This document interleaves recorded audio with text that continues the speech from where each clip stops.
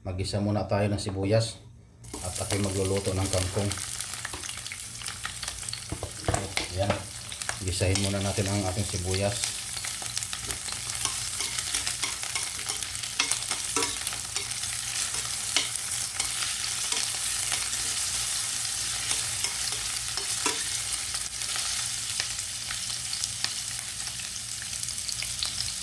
Nagisa na ang sibuyas, ilalagay natin ang ating kangkong. Yan.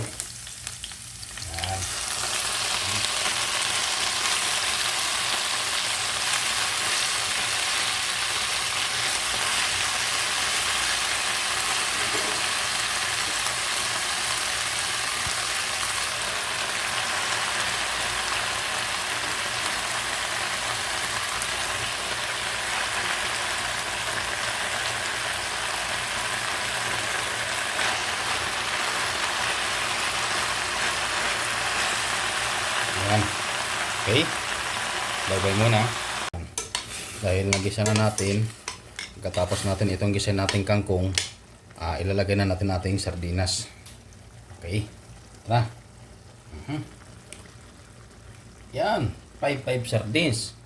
Wah. Thank you very much. Ito ang ating sardinas. Durugin natin para lalong sumarap. Okay, haluin natin.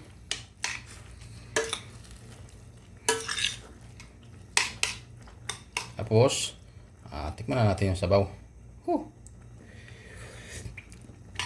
Wow! Sarap! Okay. Yan. Luto na. Thank you very much. Bye-bye sa inyo lahat. At shout out sa aking mga viewers, silent viewers. Salamat sa lahat mga supporter sa akin. Okay, bye-bye.